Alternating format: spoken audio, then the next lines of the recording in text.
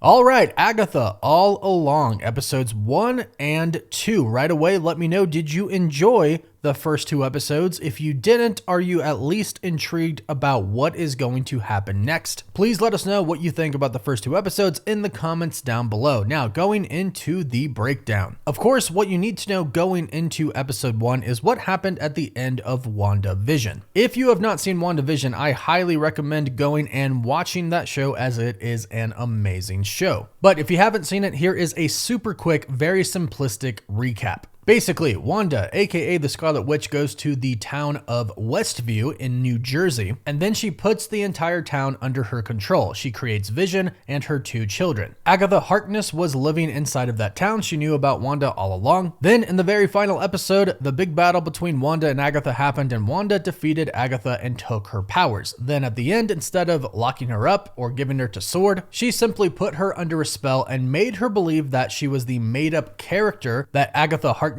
created herself, Agnes, and then she left her there. However, one thing to note is that Agatha did tell her that she has no idea what she awakened, and keep in mind that she does have the Darkhold now, but of course we saw that all in Doctor Strange in the Multiverse of Madness. But Agatha said, you have no idea what you've awakened, you're gonna need me. And then Wanda said, if I do, I'll know where to find you. And now we enter Agatha All Along, and we start off again in, you guessed it, Westview. It starts off by Agatha driving a car down a road in Westview. She is humming a song, which we will go on to find out is actually one of the chants to get into the witch's road. So some of her memory is kind of sinking in, despite the spell. However, in Doctor Strange in the Multiverse of Madness, apparently Wanda died, and that could have weakened the spell. However, we go into an incredibly interesting scene, a crime scene. Agatha is a detective, and she goes up to another officer on the crime scene who we know from Wandavision as Herb. But here's where it gets really interesting. They're walking down to go to the body, and Herb starts describing the victim, Jane Doe, which is a term that cops use when they don't know the identity of a woman. But keep in mind, we do know the identity of the woman. It's the Scarlet Witch. It's Wanda. And the conversation is very interesting. Agatha asks what the cause of death was. Herb says blunt force trauma. Then Herb explains that she was crushed. Agatha says by what? Herb says by something big and heavy. This is a reference to Wundagore Mountain from Doctor Strange in the Multiverse of Madness, where at the end, Wanda took down Wundagore Mountain and was seemingly crushed by it. However, we did see a red light glowing when that happened, and Kevin Feige told us to take note of that light, basically telling us that the Scarlet Witch is not dead. Then they actually make a little play on that in this scene right here. Agatha says, so she didn't die here. She is dead though,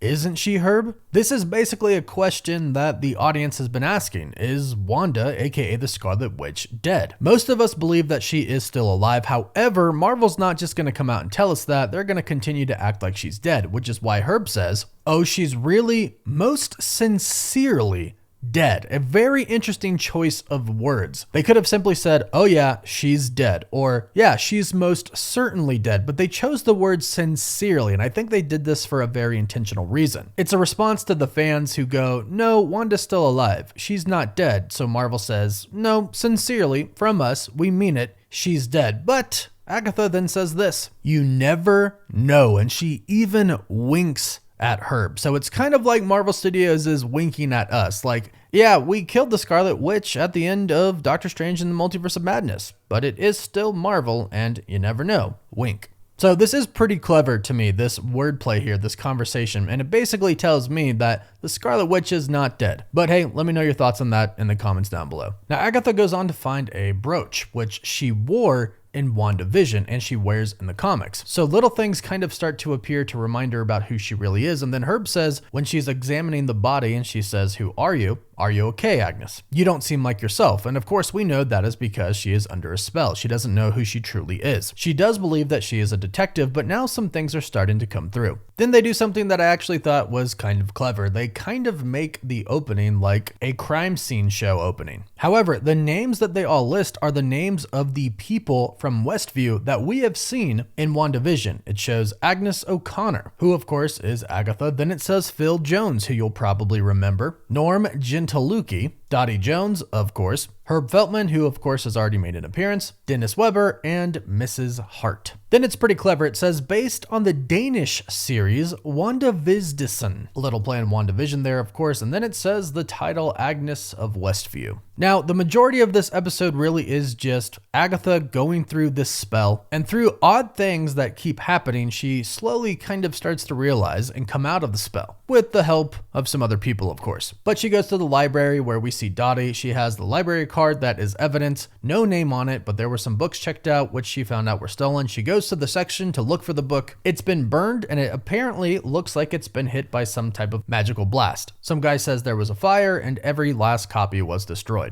Now, since they're doing kind of a play on a TV show here, they do a lot of different things to kind of show cliche cop things, like Agatha gets out of the car eating a donut, and she goes into the station, and they show us that she's kind of the cop that doesn't necessarily play by all the rules. She busts on her superiors, and that is kind of how Agatha's actual personality is. She doesn't really take crap from anybody. But then we see Phil, and he tells Agatha, or Agnes, that the soil samples found under the Jane Doe's fingernails weren't from where she was found, but they were actually from Eastern Europe, and that is actually where Wundagore Mountain is, in Transia, which is actually the country of origin for the Scarlet Witch and Quicksilver. So they really are doing a lot of references back to the Scarlet Witch and Wundagore Mountain, which I do believe will probably come into play maybe at the end of this series, but definitely with the future of the MCU. And since the soil came from a different country, the FBI gets involved and enter Aubrey Plaza. And at this point, we obviously know this is not who she is, but this is the first time we're seeing her, and she knows that Agatha is under the spell, which is why she says a few interesting things. When Agatha says, "You're trying to take control over my investigation," Aubrey's character, who we know to be Rio, so I'll call her that from now on, says, "No, if you want to be in control, you can be in control." And she says this to try to spark something in Agatha's mind, because she knows that if Agatha can realize it's a spell, she can break out. She's strong enough to break out of the spell and be in control. Then she says, "Is this really how you see yourself?" Because she knows who the true Agatha is. Then another interesting thing about Wanda, they say that there were no trace marks of really anything to bring that body there. It's almost like she appeared out of thin air like magic. And again, she says this to try to spark something in Agatha's mind to help her break out of the spell. And they make it clear that the two of them know each other somehow, but Agnes doesn't quite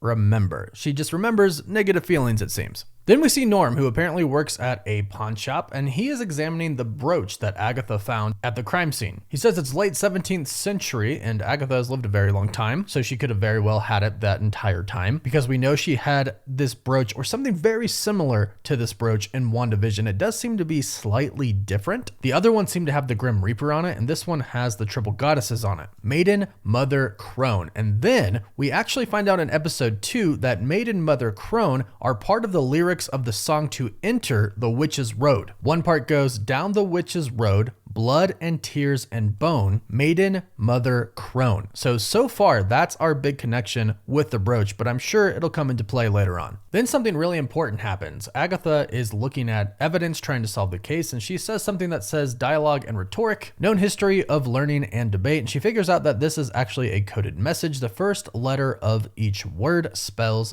dark hold. Now, the Darkhold was destroyed in Doctor Strange in the Multiverse of Madness, but we do know that she used to have it. And this was the book that was apparently stolen, and then the other versions in the library were burnt. But this does kind of start to awaken Agatha from the spell. When she simply spells out dark and then H, she kind of gets shocked because she kind of knows what it is. And so we see her kind of start to slip out of it, but then Phil comes in, her boss, tells her to go home. And she does go home, and then it gets very interesting. We find out that this sort of fake character has a son that passed away, and we see some awards with the name Nicholas Scratch. Now, Nicholas Scratch in the comics is indeed the son of Agatha Harkness. However, not exactly the best son. When Agatha and her son lived in New Salem, Colorado, eventually Agatha left to go become the nanny of Franklin Richards, the son of Reed and Sue Richards, aka Mr. Fantastic and the Invisible Woman of the Fantastic Four. When she left, her son was pretty pissed off, and he became the leader of New Salem, and he led the community to believe that Agatha actually betrayed them in her dealings with the outside world. He's also directly related to the Salem 7, who were also after Agatha Harkness, and when Agatha actually trapped her son Nicholas in the Dark Realm, the Salem 7 tried to get him out,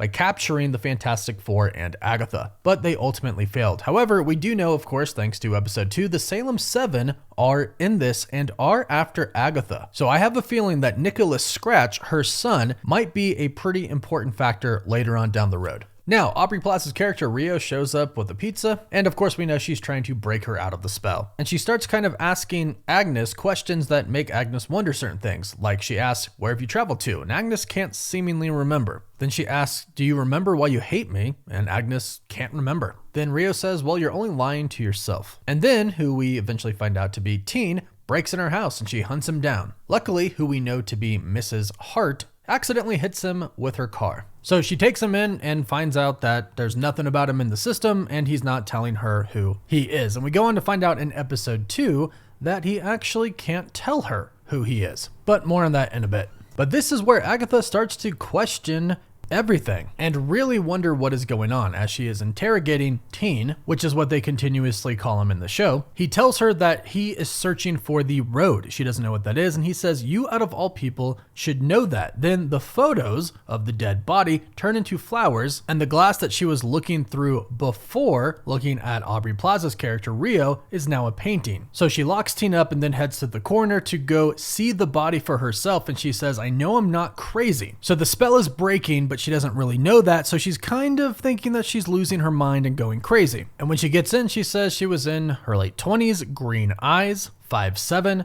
Who do you think she's describing here? Of course, we know she is describing Elizabeth Olsen, who plays Wanda, aka the Scarlet Witch. She closed her eyes to say those things, and when she opens them, there is now all of a sudden a body on the table. Then she says the hair the color of scarlet, and we see the red hair. Then she sees the library log sheet attached to her toes, and it finally says W. Maximoff, Wanda Maximoff, the Scarlet Witch. Then Rio shows up and says some very interesting things. Agatha says, "How does she die?" And Rio responds with, "Wrong question." Perhaps the right question could be, how will she return? I have plenty of theories on that, but that's for another video. And notice how Rio says that witch is gone, not dead, but gone, and all of the copies of the Darkhold are now gone as well. That is because at the end of Multiverse of Madness, Wanda destroyed them all. Then Agatha starts to break out of the spell. She starts taking off clothes, and under those reveal characters that we saw through Wandavision. Also, she has some spandex on that say naughty on the butt. Then Agatha breaks out, and she ends up in her home, essentially showing us that everything that we just saw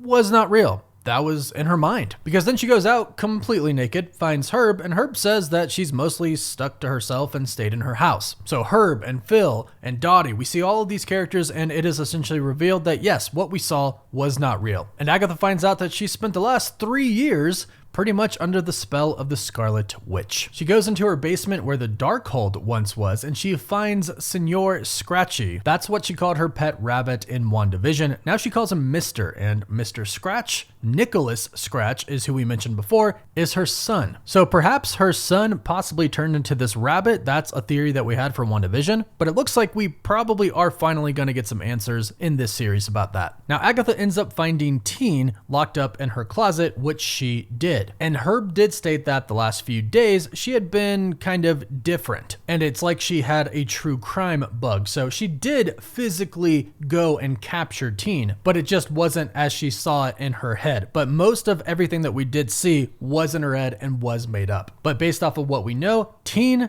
and Rio, who comes bursting through the door, were the only real things that she experienced the past 3 days. And she even does make a comment that basically states that most of it was in her head, but that was kind of real. But instead of locking him up, she kind of just kidnapped him. Now, Rio comes in attacking Agatha, and she states that she had the Darkhold for a very long time, but now she is vulnerable, implying that Agatha put spells on her before that made her physically invulnerable. But that's all gone. Agatha has 0 powers now. And as far as why Rio wants to kill her, we're not actually sure yet, but early rumors did state that Agatha and Rio were once upon a time in a relationship with each other. So what we're looking at here could be a quarrel between 2 exes, and I'm sure later episodes will reveal this. Now, Rio and Agatha both say a couple things that are really interesting. Rio says that she can't kill her, and Agatha says that she can't kill her either because it's not allowed. So clearly there are some magical rules or bonds placed upon one of them or both of them that do not allow Rio to actually be able to kill Agatha. That's made very clear when she says it's not allowed. And then Agatha even makes the point of she has 0 powers. Rio doesn't want to kill her with 0 powers because it won't mean anything. For it to actually mean something to Rio, for her to feel satisfied, she'll have to kill Agatha when she actually has powers and is at her best. So Rio agrees to let her go. And Rio even says, take my power, but Agatha says, you know that would kill me. So clearly there is some type of bond or something magical causing them to have to abide by a rule that states they can't kill each other. Agatha can't take Rio's powers because it will apparently kill her, probably due to some magical bond. Rio can't kill Agatha because it's not allowed, again, probably due to some magical bond. But then Rio drops a little bit of a bomb on her. The Salem 7 are coming for her. And she even states that Agatha has been around for centuries, hundreds of years. She's very old. She's lived a long time. But the Salem 7 definitely bring in Nicholas Scratch, who of course has been referenced many times here. Now, Nicholas Scratch, Agatha's son, fathered the entire Salem 7 with different mothers. So the Salem 7 are actually the grandchildren of Agatha. And throughout Marvel Comics, her son Nicholas Scratch and also the Salem 7 all run New Salem, which is a community populated entirely by magic users. And again, in the comics, they believe Agatha betrayed them. So clearly they don't like her and they're coming to kill her. And I'm imagining her son's going to be part of that as well. So Rio leaves her essentially by herself, but of course Teen is locked up in the closet as well. And that's episode 1, so let's dive right into episode 2. And it picks up right where it left off. Teen is still there, hands, feet, and mouth all taped up. Agatha sees he's there because right when she's about to leave, she says the house is all yours. Good luck with the vengeance seekers, but then he manages to get the tape off and says, take me to the witch's road. Agatha claims it's not real, but ultimately we find out that she has actually been on it before and has survived. And according to her, it's because she was exceptional. And we do know that she is, or was, an exceptional and crazy powerful witch. But Teen knows this. He says he's read all about her. And she is an incredibly famous witch. And Teen says he was the one that broke her out of the spell. And Agatha seems to be quite taken aback by this. And she says, well, if you can break a spell by the Scarlet Witch, what do you need the road for? And he basically explains that he's read a lot but doesn't have power. Also, the incantation that he was chanting at the police station or in Agatha's house in reality was probably what broke the spell. That combined with Rio Vidal showing up. Now, eventually Agatha goes to ask him his name, but when he says it, there's actually some magic getting in the way that stops Agatha from hearing it. And I have a theory, and yes, I'm gonna throw the name out there, Mephisto. Mephisto might have put this spell on him because if this really is Billy, the reincarnation of Wanda's son, they might be going the Mephisto route from the comics where her original children were the souls of Mephisto. And eventually he took them back, which is how her kids went away. But eventually they would go on to be reincarnated as Billy and Tommy, Wiccan, and Speed. And they would eventually realize that they were indeed the reincarnated children of the Scarlet Witch and they reunite. But Mephisto, who is name dropped in episode 3, this has been confirmed by some interviews for Agatha All Along. If they really are reincarnated but were created originally by Mephisto, then he might have put this curse on Teen. And we learn in this episode why he gets the name Teen. Agatha calls him a kid. He says he's 16. Then she calls him Teen, since she can't actually know his real name since it's prevented, apparently, by magic. So Teen convinces Agatha to let him go along with her since she has no powers and the Salem 7 are coming for her. As they leave, we learn that you need a coven to access the witch's road, but Agatha no longer has a coven. And we actually saw her kill them all in Wandavision. Then when walking down the street, Agatha sees what is left of the house that the Scarlet Witch had, and on it, on the foundation, is written Evil Witch. That's because everybody in Westview knows what Wanda did. And that briefly catches the attention of Agatha. Then we learn a few things while they're driving in the car. One, Teen has a boyfriend and he worries. He's simply titled Boyf for now, Boy F, but in the comics, Wiccan, or Billy, his boyfriend is Hulkling, a character who was patterned after the Hulk but has shape-shifting abilities. So some people are wondering if this person on the screen could actually be Hulkling. We'll have to wait and see on that, but then we also learned that wherever you are, a witch that is, a coven there shall be. But we learned that this is actually a witch rule. Wherever you are within a 3-mile radius, there will be witchy enough people to form a coven. And Agatha isn't too happy about this because witchy enough is not nearly as powerful as she once was. And even Teen mentions this. We probably won't find people as high profile as you. And Agatha says, yeah, doesn't exist. Another witch like me is not out there. Then they find their first stop, a psychic reader's place where we meet Lilia Caldero. And it looks like, based off of her facial expression and eventually at the end of what she says, she knows exactly who Agatha is when she walks in. And eventually, after showing Agatha that she is indeed a real witch, she says she declines the coven, then reveals that she does indeed know who Agatha is and says any witch would be crazy to join her coven. Here we learn again that Agatha has a reputation, and not exactly a good reputation. Apparently she's eaten some babies before and thinks they're delicious. But we do learn that witch Lilia has seen better days. So when Agatha says she's gonna walk the witch's road, and this does get her attention, but she does say that the road is a death wish. And Agatha says she needs a divination witch. And a divination witch is one who could see the future or discover hidden knowledge. Hence why she set up shop as a psychic reader. But we learn something very important in this scene. Lilia is really worried that at the end of it all, if Agatha and them are successful and they reach the end, Agatha will simply steal her powers. And Agatha explains that unless she blasts her with her magic, she can't steal it. And what's interesting is we learn that this is actually true. After they sing the song to try and open the door, it doesn't work initially, and Agatha tries to get all of the witches to blast her with their powers. That way she could steal their powers and get a little bit of power back for herself. Now we also learned that Lilia doesn't have that much power either, and she's about to be kicked out of her place. So she does kind of need the witch's road, but we also learned that she is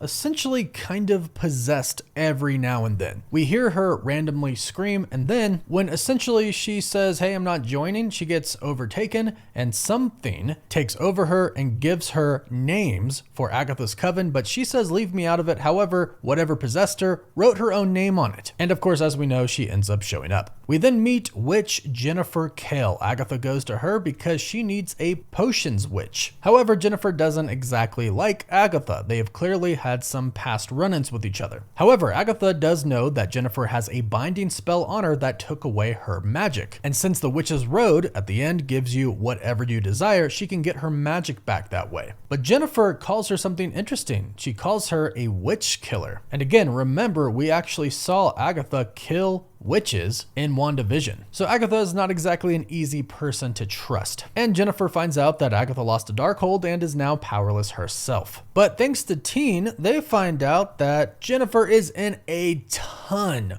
of legal trouble and is facing many, many, many years in prison, perhaps life, because 800 counts is a lot. So basically, they convince her that if she's a powered up wizard with her powers again, it's not really that big of a deal. She can make it go away. Then we move on to our next witch, Alice, who is a blood witch, which means the child of a witch. And we learned that her mother was actually a very famous singer, and she wrote one of the most famous versions of a witch ballad. Now, another interesting thing is that Agatha keeps seeing animals like crows and mice, and she believes that it could actually be the Salem 7 watching her because in the comics, they actually have the ability to transform. And ultimately, we know that at the end of the episode, they do show up, so she was right to be paranoid. But this also kind of tells her that she is running low on time, so she does indeed need to convince these witches. We also learned that her mother might have been lost to the witch's road, meaning she went into the witch's road and either died or got stuck inside somehow. And I'm sure this will be revealed in later episodes. Now, we learned that Alice doesn't actually believe in the witch's road, despite the rumor about her mother. She says it's not real, but Agatha's been there and gotten out. And this clearly strikes a chord with her because she obviously is a witch and knows about the witch's road. And when Agatha says she can find out what happened to her mom, she simply leaves. But of course, we know that she eventually turns up. And Agatha gets her protection witch. Now, in the car, Teen starts to tell Agatha all about his life, and she can't hear it. So the spell that prevented her from hearing his name is clearly still in effect, really when it comes to anything personal about him, related to who he is or where he could have come from. And again, I'm guessing that this is probably Billy, the reincarnated son of Wanda Maximoff. The only question is, who put this spell on him. Could it be Mephisto, or could it have been the Scarlet Witch, or something else? And she even tests the spell placed upon him by turning up the radio. She can hear the radio just fine, but his voice for some reason is muffled and she can't understand. They get back to Westview, back to Agatha's house. Agatha goes outside and sees a wolf. Again, the Salem 7 can transform, so she knows it's about to happen. At sundown, like Rio mentioned, the Salem 7 are going to come. So the rest of the witches show up, but then they realize they don't have a green witch. And Lilia says that she wrote 4 names on there, but the 4th one wasn't a name, it was a black heart. And if you recall in episode 1, at the end, Agatha said to Rio, "You don't have a heart," and Rio said, "Yes, I do, it's black." And of course we know from the trailers that Rio, Aubrey Plaza's character, is indeed the green witch, who they explain is probably the most important type of witch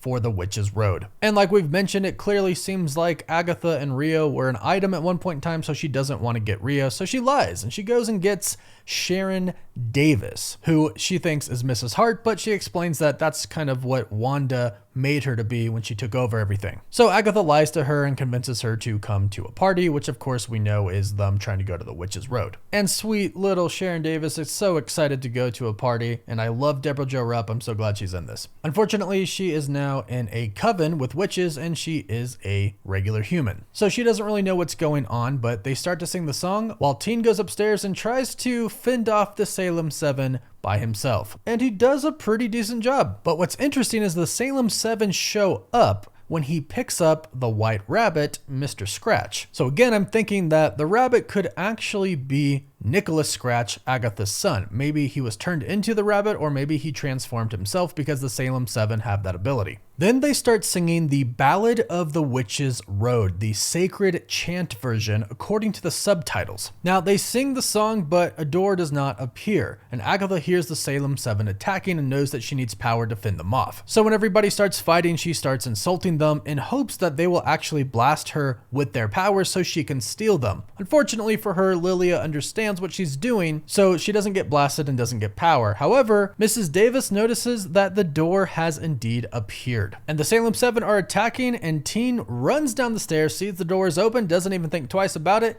goes right in. Everybody else follows, fearing the screeches of the Salem 7. They all end up on the Witch's Road. Agatha takes her shoes off and everybody else follows. I wonder if we'll find out what that's about. And then that is episode 2. Please go ahead and let me know what you think about episodes 1 and 2 of Agatha All Along. Leave your thoughts in the comments down below. Please don't forget to like this video and subscribe for more Agatha All Along breakdowns, and of course to stay up to date on the MCU. And you can find us on Apple Podcasts, Spotify, Instagram, Twitter, and Facebook. And as always, thank you all so much for watching. Woof woof.